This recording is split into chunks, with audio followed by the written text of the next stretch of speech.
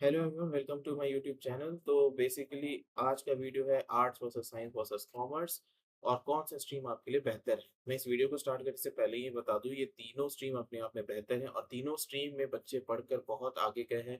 Life में उन्होंने बहुत ज़्यादा पैसा भी कमाया है और बहुत सक्सेसफुल है। तो कोई भी इंसान अगर इनमें से कोई भी स्ट्रीम लेता है, अगर उसमें हार्ड वर्क है तो वो बहुत अच्छा आगे कर सकता है। तो इसका सीधा सीधी मतलब है, स्ट्रीम में कुछ कमी नहीं है। मतलब ऐसा नहीं कोई स्ट्रीम बहुत अच्छा है कोई दूसरा उतना अच्छा नहीं है। बट द थिंग इज, आपके लिए कौन सबसे बेहतर है, क्योंकि हार्ड वर्क और इंटरेस्ट, इन दोनों का जो इंटरसेक्शन है, यहीं पे सक्सेस डिफाइन होता है। तो ये वीडियो मैं आपके बोर्ड एग्जाम से 3 मंथ्स ऑलमोस्ट पहले लेकर आया हूँ, ताकि आप अपने बोर्ड एग्जाम तक भी ये डिसाइड करें और उसके बाद भी कुछ टाइम आपको मिलेगा डिसाइड करने के। उसके बाद तो एडमिशन ही स्टार्ट हो जाते हैं क्लास 11th के लिए। तो अभी बहुत अच्छा टाइम है, आप लोग इसके बारे में सोच सकते हैं। अच्छे खासे टाइम लेकर सोचिए और उसके बाद एक फाइनल डिसीजन लीजिएगा, ठीक है। तो let's start with this video, arts versus science versus commerce. और मैंने एक और वीडियो बनाया है जिसमें 3 मंथ्स का मैंने पूरा टाइम टेबल आपको बताया है कि 10th बोर्ड एग्जाम की तैयारी आप कैसे कर सकते हैं। मैं उस वीडियो का मैं उस वीडियो का लिंक इस डिस्क्रिप्शन में डाल दूंगा। आप प्लीज उस वीडियो को भी जरूर चेकआउट कीजिएगा। तो चलिए, सबसे इंपॉर्टेंट यहाँ पे क्वेश्चन आता है कि हम लोग तो ऑलरेडी 10th तक सारे सब्जेक्ट्स पढ़े हैं। आर्ट्स और साइंस के तो डायरेक्ट सब्जेक्ट्स आप पढ़े, क्योंकि आर्ट्स में आपका हिस्ट्री, ज्योग्राफी, पॉलिटिक्स और इकोनॉमिक्स आता है, तो वो तो 10th में भी है। साइंस में भी फिजिक्स, केमिस्ट्री, मैथ्स, बायोलॉजी रहता है, वो भी 10th तक आप पढ़ते हैं। कॉमर्स में भी जो अकाउंटिंग में जो मैथमेटिक्स इन्वॉल्व होते हैं, वो सारे भी कुछ हद तक, और थोड़ा-मोड़ा फाइनेंस, बिज़नेस, थोड़ा-मोड़ा एटलीस्ट डेफिनिशन तो आप लोग को पता रहता ही है 10th तक, ठीक है? तो फिर भी हमें कन्फ्यूज़न क्यों? तो सबसे इम्पोर्टेंट चीज़ है कि पेरेंट्स कुछ अपने हिसाब से बोलते हैं, तो ठीक है, डेफिनिटली हमें उनका पर्सपेक्टिव का भी रिस्पेक्ट करना चाहिए। लेकिन एक बहुत ज़्यादा कन्फ्यूज़न होता है फ्रेंड्स से, कि भाई मेरा 2-3 दोस्त है बस, मेरे ज़्यादा फ्रेंड्स नहीं है। मान लीजिए मेरे ज़्यादा फ्रेंड्स भी हैं, तो उन सब ने एक पर्टिकुलर ब्रांच ए लिया है, तो मैं ब्रांच बी में कैसे चले जाऊँ? समझ रहे हैं बात को? तो यहाँ पे एक प्रॉब्लम होता है। फिर कुछ दोस्त लोग डिमोटिवेट भी करते हैं। हो सकता है कोई आपको बोल दे, "अरे! तुम्हारा मैथ्स में तो मार्क्स अच्छा नहीं आता है, तुम मैथ्स क्यों ले रहे हो? तुम साइंस क्यों ले रहे हो?" तो क्या मैथ्स या साइंस में अच्छा नंबर नहीं आने का मतलब है हमें साइंस स्ट्रीम में नहीं जाना चाहिए? इस बारे में हम लोग बात करेंगे, बट आप कन्फ्यूज़ मत होइए। इस वीडियो के एंड में मैं भी अपना पर्सपेक्टिव दूँगा, मैं आपको रियल लाइफ एग्ज़ाम्पल्स दूँगा, जिससे आपको समझ में आ जाएगा कि आपको कौन-सा ब्रांच लेना है, आपको कौन-सा स्ट्रीम के लिए आगे बढ़ना है। चलिए, सबसे बड़ा सच्चाई जो है कि कोई बेस्ट ब्रांच नहीं है, कोई बेस्ट स्ट्रीम नहीं है। ये मैंने आपको पहले भी बोल दिया था, यहाँ पे कोई बेस्ट स्ट्रीम नहीं है। हमें ये डिसाइड करना है आपके लिए कौन-सा स्ट्रीम बेस्ट है, ठीक है? क्योंकि साइंस वाले भी मिलियनेयर बनते हैं, कॉमर्स वाले भी मिलियनेयर बनते हैं और आपके आर्ट्स वाले भी मिलियनेयर बन सकते हैं, ठीक है? The thing here is, success और पैसा हर एक स्ट्रीम में रहता है, हर एक ऑक्यूपेशन, हर एक प्रोफेशन में रह सकता है, ठीक है? द थिंग इज़ कि आपको देखना है कि आपका इंटरेस्ट कहाँ लाइज़ करता है, क्योंकि हार्ड वर्क और इंटरेस्ट का इंटरसेक्शन ही सक्सेस होता है, ठीक है? और success in terms of money या in terms of professional success, का कोई भी सक्सेस का बात हो, तो वहाँ पे हार्ड वर्क और इंटरेस्ट दोनों मैटर करता है। Science stream is all about a curious minds. Curious minds का मतलब क्या होता है कि आपको जानने की इच्छा कितनी है आपको किसी में। तो एक चीज़ हमेशा याद रखिए कि अगर हम साइंस स्ट्रीम के बारे में बात करें, यहाँ पे आपके प्रोफेशंस डॉक्टर, इंजीनियर्स मोस्टली रहते हैं, साइंटिस्ट भी होते हैं, सीनियर इंजीनियर्स, ये सब साइंटिस्ट बनते हैं। तो the thing here is, in professions में हर दिन आपको नया-नया कुछ सीखना पड़ेगा, तो आपके पास क्यूरियोसिटी होनी चाहिए। चलिए, ये तो एक हाई लेवल बात हो गई। अब हम लोग बात करते हैं कि 10th के, मतलब 10th के सब्जेक्ट से कैसे पहचानें कि आपको साइंस की तरफ आपका झुकाव है। तो अगर आपको फिजिक्स, केमिस्ट्री, बायोलॉजी, मैथमेटिक्स में इंटरेस्ट है, देखिए यहाँ पे मैं मार्क्स की बात नहीं कर रहा, आपका मार्क्स अच्छा है बुरा है डज़न्ट मैटर। अगर आपको इंटरेस्ट है तो डेफिनिटली आप साइंस में जाइए। एक चीज़ हमेशा याद रखिएगा, 11th में एक मैथ्स का एक चैप्टर आता है कैलकुलस, थोड़ा टफ होता है, ठीक है? लेकिन बहुत लोगों को टफ इसलिए नहीं लगता क्योंकि कैलकुलस टफ है। उन लोग को इसलिए टफ लगता है क्योंकि उनका ट्रिग्नोमेट्री वीक था। ट्रिग्नोमेट्री भी 10th में उन लोग को ही समझ में नहीं आता है जिन लोग का अलजेब्रा क्लास 6th या 8th में जो अलजेब्रा पढ़ते हैं, वो जिनका क्लियर नहीं है। तो ये कैस्केडिंग इफेक्ट रहता है, ठीक है? अगर आपका पहले का कोई कांसेप्ट थोड़ा वीक है, तो होता क्या है कि उन कांसेप्ट का यूज़ करके अगर कोई और थ्योरी आप लोगों को बताया जा रहा है, जैसे कि अलजेब्रा का ही यूज़ करके, तो ट्रिग्नोमेट्री में तो 6 टू 7 फॉर्मूलाज़ रहता है। sin square plus cos square equal to 1, इस तरह के फॉर्मूला रहते हैं। लोग प्रॉब्लम्स क्यों नहीं सॉल्व कर पाते हैं? ट्रिग्नोमेट्री में उनका वीक है ऐसा नहीं, उन्हें ट्रिग्नोमेट्री समझ में आता है। प्रॉब्लम होता है कि उनका अलजेब्रा वीक है। तो सेम चीज़ कैस्केड होता है और इसीलिए बहुत लोग बोलते हैं कि 11th-12th का मैथ्स बहुत टफ है। डेफिनिटली 11th-12th थोड़ा डिफरेंट होते हैं क्लास 10 तक से, लेकिन ऐसा कोई रॉकेट साइंस नहीं होता। अगर आपका बेसिक कॉन्सेप्ट्स क्लियर है, तो आप एफर्ट आपको ज़्यादा डालना होगा तो आपका स्टैंडर्ड भी तो इंक्रीज़ हो रहा है। आप 10th से 11th स्टैंडर्ड में जा रहे हैं, ठीक है? बहुत लोग उसको मिनी कॉलेज लाइफ भी बोलते हैं। तो द थिंग हियर इज़ क्योंकि आपका स्टैंडर्ड अपग्रेड हो गया है, आप एक हायर स्टैंडर्ड में चले गए, आप हायर सेकेंडरी में चले गए हैं, तो वहाँ पे थोड़ा-सा तो चीज़ें ट्रिकी होंगी। बट आपका कांसेप्ट्स अगर क्लियर है या आप अपना कांसेप्ट्स क्लियर करके जाएँगे तो डेफिनिटली वहाँ पे आपको कोई प्रॉब्लम नहीं होगा, ठीक है? यहाँ पे मार्क्स को उतना आप लोग मत देखें कि नहीं भाई मेरा साइंस में मार्क्स अच्छा नहीं है, वो तो साइंस ले ही नहीं सकते, ऐसा कुछ नहीं है। रीज़न मैं बताता हूँ कि यहाँ पे जो सोसाइटी सबको टैग कर देता है कि कोई टॉपर है, कोई एवरेज है। मैं आपको एक अपने एक दोस्त के बारे में बताता हूँ, ठीक है? वो क्लास 3 से क्लास 5 तक टॉप किया करता था, ठीक है? पूरे सेक्शन में वो टॉप करता था। अब वो मान लीजिए अब वो 6, 7, 8 में क्या हुआ, वो मतलब टॉप 10 में रहता था। मतलब वो एक टॉपर नहीं रहा, मतलब टॉप 10 में रहता था, स्टिल अबव एवरेज स्टूडेंट था, ठीक है? फिर 9, 10, 11, 12 बहुत एवरेज वो परफॉर्म किया। अब मुझे बताइए आप इस इंसान को क्या बोलिएगा? बहुत लोग ऐसे भी होते हैं तो 10th और 12th में मान लीजिए 60-70% लाए, बाद में यूपीएससी में टॉप कर जाते हैं। तो आप उसे क्या बोलिएगा? उसे टॉपर तो मतलब सोसाइटी की नज़र में वो टॉपर है। बट द थिंग इज़ वो हमेशा से तो टॉपर रहा नहीं है। तो टॉपर कोई इंसान नहीं होता है, वो एक इंस्टेंट ऑफ टाइम उस इंसान का परफॉर्मेंस होता है, ये चीज़ हमेशा याद रखिए। तो 10th में अगर आपका साइंस अच्छा नहीं है, तो हो सकता है 12th में अच्छा हो। अब मैं आपको लिख के देता हूँ, आपके 10th में कोई भी आपका टॉपर दोस्त होगा, ठीक है? साइंस में बहुत अच्छा करता होगा। मैं आपको लिख के देता हूँ, बहुत मतलब ऐसा कोई चांस नहीं, ऐसा कोई गारंटी वो 11th और 12th में भी टॉप करेगा। अब देख लीजिए बहुत सारे मेरे दोस्त ऐसे थे जो बहुत अच्छा करते थे 10th तक, वो उतना अच्छा नहीं करते 11th-12th में, या बहुत सारे ऐसे दोस्त थे जिन्होंने 11th-12th अच्छा किया, वो अपनी इंजीनियरिंग में उतना अच्छा नहीं किए। तो एक चीज़ को समझिए, टॉपर कोई इंसान नहीं होता है, एवरेज स्टूडेंट कोई इंसान नहीं होता है, ये बस एक टाइम में उसका परफॉर्मेंस को लोग डिफाइन करते हैं और टैग दे देते हैं, ठीक है?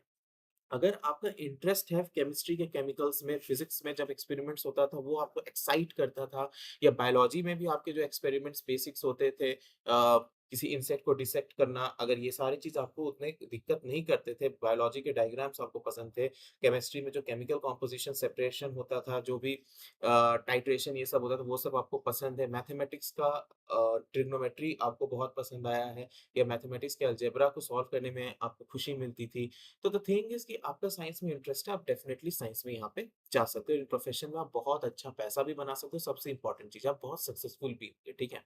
तो मार्क्स को मत देखिए, आप अपने इंटरेस्ट को देखिए और फिर ये याद रखिए आपको हार्ड वर्क तो करना पड़ेगा, ठीक है? अगर आप हार्ड वर्क नहीं करेंगे, मान लीजिए कोई बंदा बोलता है कोई एक ब्रांच है ए, उसमें उतना पढ़ना नहीं पड़ता है। तो एक बात मैं बता दूँ, कोई भी इंसान कोई भी अगर स्ट्रीम ले रहा है, वही सक्सेसफुल होगा जो वहाँ हार्ड वर्क करेगा। तो हार्ड वर्क तो करना पड़ेगा, अगर आप हार्ड वर्क नहीं करेंगे, तो चाहे आप साइंस लें, कॉमर्स लें, आर्ट्स लें, किसी में कोई अच्छा भविष्य नहीं है फिर, ठीक है?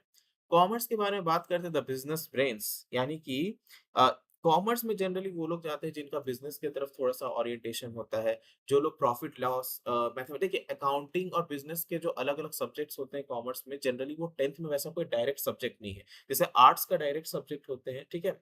साइंस का डायरेक्ट सब्जेक्ट होता है, क्योंकि आर्ट्स में history, economics, geography direct subject कहने का मेरा ये मतलब है कि आर्ट्स के सब्जेक्ट आप 10th तक पढ़ते हैं, साइंस का आपका डायरेक्ट सब्जेक्ट्स होता है। बट आई थिंक कॉमर्स का ऐसा डायरेक्ट सब्जेक्ट नहीं होता है। बट अगर आपको बिज़नेस में इंटरेस्ट है, बिज़नेस कैसे काम करता है, इन्वेस्टमेंट कैसे काम करता है, फाइनेंस कैसे काम करता है, और अगर आपके जो 10th तक के जो मैथमेटिक्स हैं, आप रिलेट कर सकते हैं बहुत हद तक, प्रॉफिट लॉस कैसा होता है, प्रॉफिट लॉस सब्जेक्ट आपको कैसा लगा, वो चैप्टर, परसेंटेज कैसा लगा, वो सब चीज़ आपको देखिए। मैथ्स भी 2 टाइप का होता है, एक साइंटिफिक मैथ्स जो थोड़ा ट्रिग्नोमेट्री उस तरफ में चला गया, अलजेब्रा में चला गया, और एक होता है आपका प्रॉफिट लॉस और बिज़नेस टाइप ऑफ मैथ्स, ठीक है? अगर आपको उन सब में इंटरेस्ट है तो आप कॉमर्स लीजिए। इसमें भी बहुत अच्छे पैसे बनते हैं, इसमें बहुत अच्छे प्रोफ़ेशन है, सीए का प्रोफ़ेशन हो गया, बैंकिंग में आप जा सकते हैं, और एंटरप्रेन्योरशिप, एंटरप्रेन्योरशिप तो कोई भी स्ट्रीम वाला ले सकता है, बट यहाँ पे थोड़ा एज मिलता है, क्योंकि यहाँ पे आपको पीएल स्टेटमेंट, इकोनॉमिक्स, ये सारी चीज़ें अलग से पढ़ाए जाते हैं, ठीक है? तो बैलेंस शीट्स ये सब चीज़ आपका थोड़ा-सा अच्छा हो जाता है यहाँ पे। फाइनली आर्ट्स में आते हैं, द क्रिएटिव पीपल, बहुत ईज़ी है, अगर मान लीजिए ईज़ी मतलब ये स्ट्रीम ईज़ी नहीं है, मतलब ये डिसाइड करना ईज़ी है कि आपको आर्ट्स लेना है कि नहीं। अगर आपका हिस्ट्री, पॉलिटिक्स, इकोनॉमिक्स या फिर ज्योग्राफी में आपको बहुत इंटरेस्ट है, और अगर मान लीजिए हिस्ट्री के राजा-रानी की कहानी, डेफिनिटली राजा-रानी के सिर्फ कहानी नहीं होते हैं, बट हिस्ट्री के जितने भी चैप्टर्स हैं, मॉडर्न जो मॉडर्न हिस्ट्री है, आपको जो रिवोल्ट ऑफ 1857 10th में, या फिर आपका फ्रेंच रेवोल्यूशन, ये सब चीज़ आपको एक्साइट करता है। ज्योग्राफी में अलग-अलग फिजियोग्राफी जियोग्राफिक डिवीजन कैसे काम करते हैं, कैसे कल्चर और फिजियोग्राफी रिलेटेड है, कैसे वेदर, क्लाइमेट, ये सारे पैटर्न्स कल्चर को डिफाइन करते हैं। ये सब चीज़ अगर आपको समझ में आता है और अगर ये सब चीज़ आपको इंटरेस्ट करता है, सिंपल सा चीज़ है।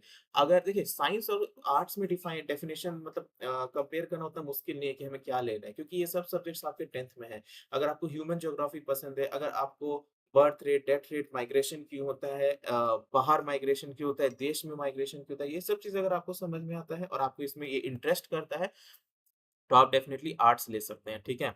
आर्ट्स लेने का एक और बेनिफिट ये रहता है कि जो बहुत सारे टॉप गवर्नमेंट एग्ज़ाम्स होते हैं, यानी जो ग्रुप ए के हम लोग top level of government officers बोलते हैं, ग्रुप ए लेवल पोस्ट। तो यहाँ पे सिविल सर्विस एग्ज़ाम हो जाता है, आपका स्टेट पीसीएस होता है, तो यहाँ पे जो majority of the chunk of questions होते हैं, वो आपके आर्ट्स के सब्जेक्ट के बेसिस पे ही आते हैं, ठीक है?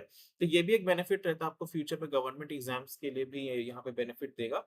तो बट द थिंग इज़ मेहनत, वही मैं आपको बोल रहा हूँ। साइंस अगर कोई बच्चा लेता है वो मेहनत नहीं करता है, कॉमर्स अगर कोई बच्चा लेता है वो मेहनत नहीं करता है और आर्ट्स कोई बच्चा लेता है मेहनत नहीं करता है, तो सब में एक चीज़ कॉमन है, कोई सक्सेसफुल नहीं बन पाएँगे। और इन तीनों में से कोई भी ब्रांच आप ले रहे हैं लेकिन आप मेहनत करते हैं, चाहे वो साइंस हो, आर्ट्स हो, कॉमर्स हो, 100% है कि आप सक्सेसफुल होंगे। मेहनती इंसान देखिए कभी अनसक्सेसफुल नहीं हो सकता है। थोड़ा टाइम लग सकता है किसी चीज़ में, पर अगर आपको टाइम लग रहा है तो बाद में रिवॉर्ड आपको एक इंटरेस्ट के साथ, वो जो टाइम लगे ना उस इंटरेस्ट का पूरा भुगतान करके आपको मिलने वाला है, ठीक है? तो यहाँ पे मैं कोई न्यूट्रल इंसान नहीं बनना चाह रहा हूँ, नहीं भाई अपने इंटरेस्ट के हिसाब से। मैं ये बोल रहा हूँ कि आपको क्या पसंद है?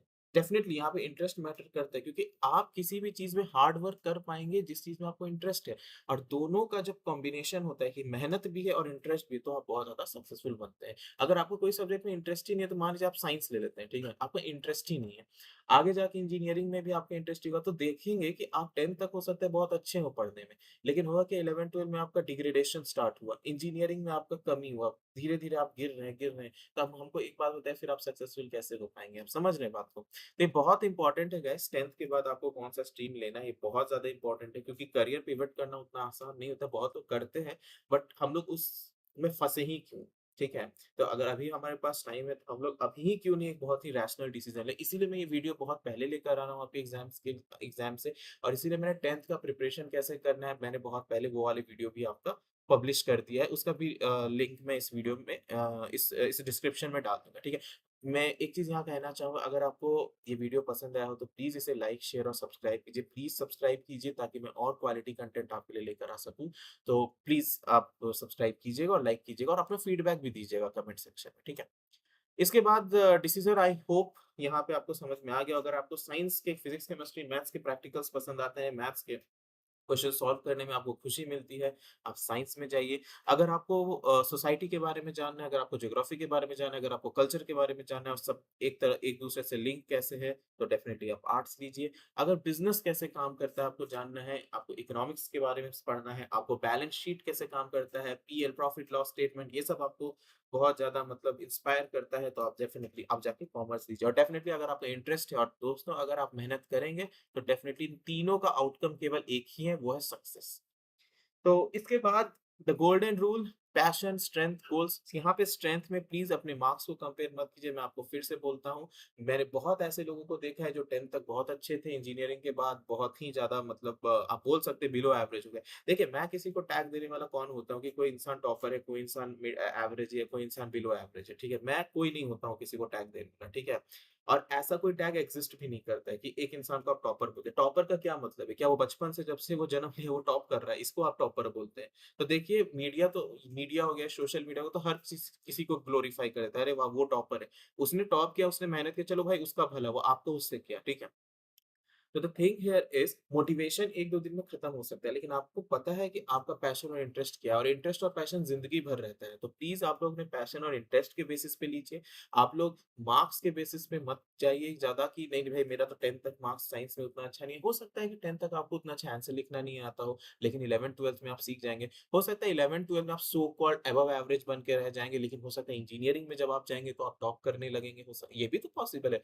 बहुत लोग जो 11th-12th में अच्छा नहीं करते वो इंजीनियरिंग में गोल्ड मेडलिस्ट होते हैं। वो इंजीनियरिंग के बाद जो डिग्रीज़ लेते हैं या फिर वो जो अपने वर्क स्पेस में जाते हैं, वहाँ बहुत अच्छा करते हैं। देखिए फ्यूचर कोई नहीं देखा है, इसीलिए मैं बोल रहा हूँ आज आप टॉपर हैं या सो कॉल्ड बहुत लोग के हिसाब से अगर आप एक एवरेज हैं, मतलब ये कोई कोई चीज़ डिफाइन नहीं करता है, फ्यूचर ये चीज़ डिफाइन नहीं करता है कि आगे क्या होने वाला है, ठीक है? तो आप बिल्कुल अपने पैशन पे जाइए, पैशन अगर आपको बोलता है कि आपको आर्ट्स लेना है और आपको आगे जाके आर्ट्स में अपना फ्यूचर बनाना है, तो डेफिनिटली आर्ट्स आपके लिए बेस्ट ब्रांच है, ठीक है? तो the golden rule is this only. मैं यहाँ पे वीडियो एंड करता हूँ। प्लीज़ अगर आपको ये वीडियो पसंद आया हो तो इसे लाइक कीजिए, अपना कमेंट ज़रूर दीजिए अगर आपको ये वीडियो पसंद नहीं आया तो क्या मैं इम्प्रूव कर सकता हूँ, एंड डेफिनिटली इस चैनल को सब्सक्राइब कीजिए। Thank you. मिलते हैं किसी और वीडियो